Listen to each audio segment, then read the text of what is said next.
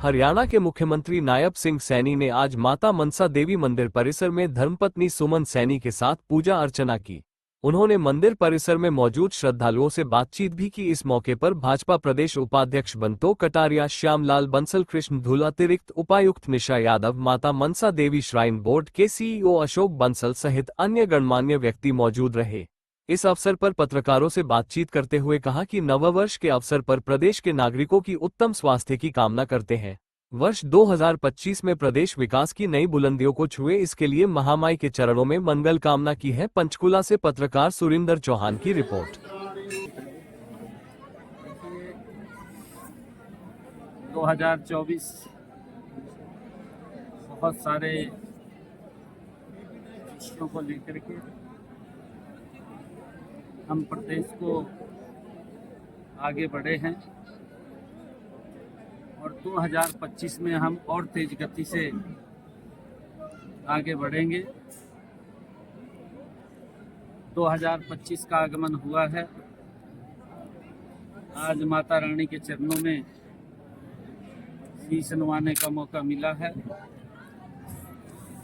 2025 हरियाणा प्रदेश के लोगों के लिए ये मंगलकारी हो। हमारा हरियाणा विकास की और गति से नई ऊंचाइयों को छुए। हर पूरे प्रदेश के लोगों के स्वास्थ्य की, उत्तम स्वास्थ्य की माता रानी के चरणों में मैंने प्रार्थना की है और हम मिलकर के हरियाणा प्रदेश को गति से आगे बढ़ाने का काम आदरणीय मोदी जी के नेतृत्व में करेंगे। जो आदरणीय प्रधानमंत्री जी का विजन है कि 2047 तक विकसित राष्ट्र बने, हमारा हरियाणा भी विकसित हरियाणा आदरणीय मोदी जी के उस आह्वान के साथ कंधे से कंधा मिला करके उसको आगे गति से बढ़ाने का काम हम करेंगे। जो हमने वायदे किए हैं अपने संकल्प पत्र में, हमने बहुत सारे वायदों को लगातार हम पूरा भी कर रहे हैं और धीरे धीरे करके हम हर वायदे को पूरा करने का काम हमारी सरकार करेगी। हमने चाहे डायलिसिस की जो समस्या थी उसको फ्री किया है। हरियाणा प्रदेश के सभी सरकारी हॉस्पिटल, मेडिकल कॉलेज में हमने पट्टेदार किसानों की जो जमीन थी उनको मालिकाना हक देने का काम किया है।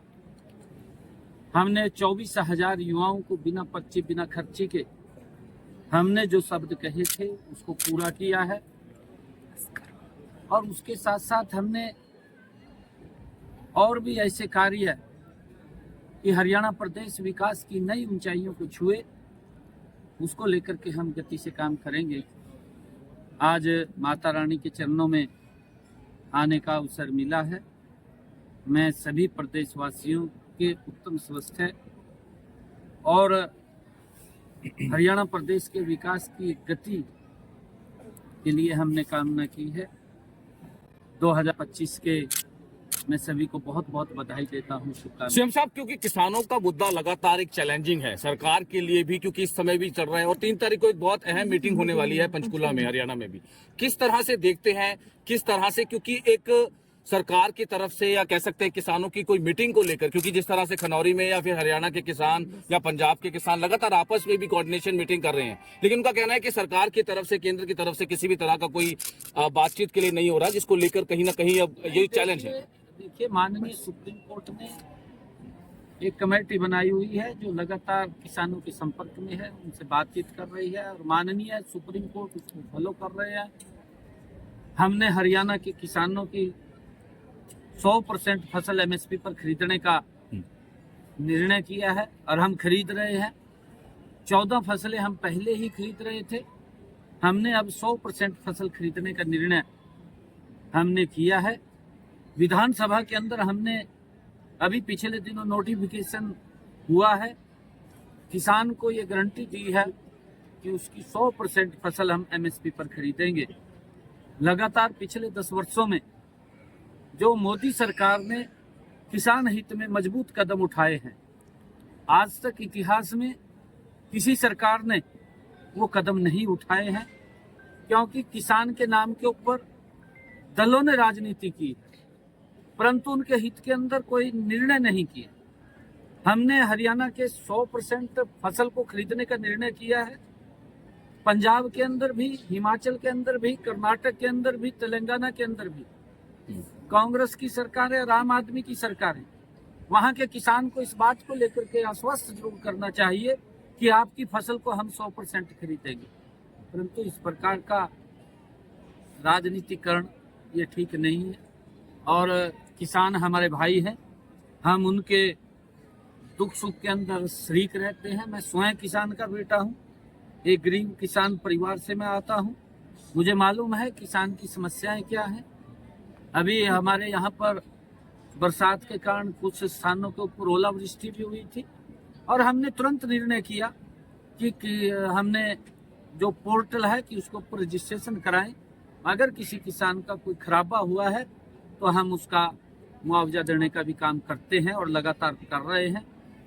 मैं ये भी देखता हूँ कि हमने पिछले 10 वर्षों में अगर हमारे हरियाणा के किसान की फसल का खराबा हुआ है, 13,500 करोड़ रुपया किसान के खाते के अंदर पहुंचाने का काम हमारी सरकार ने किया है। कि हमारी सरकार मजबूती से किसान हित के अंदर खड़ी है और हम फसल के विविधीकरण को लेकर के भी इस 2025 के अंदर नई नई योजनाएं हम लेकर के आएंगे ताकि हमारा किसान एक प्राकृतिक खेती की तरफ ज़्यादा बढ़े।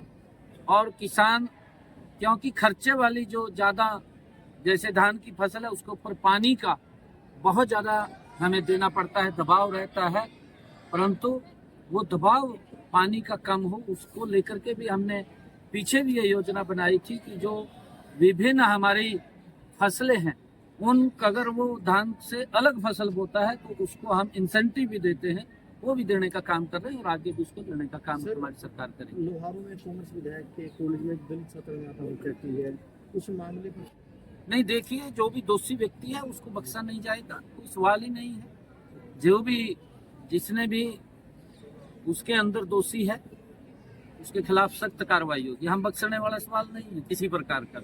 और हमने पुलिस अधिकारियों को भी इस बात के लिए कहा है कि आप तत्परता से कार्रवाई करें, परंतु इन नामों के ऊपर भी कुछ लोग ट्वीट की राजनीति करते हैं।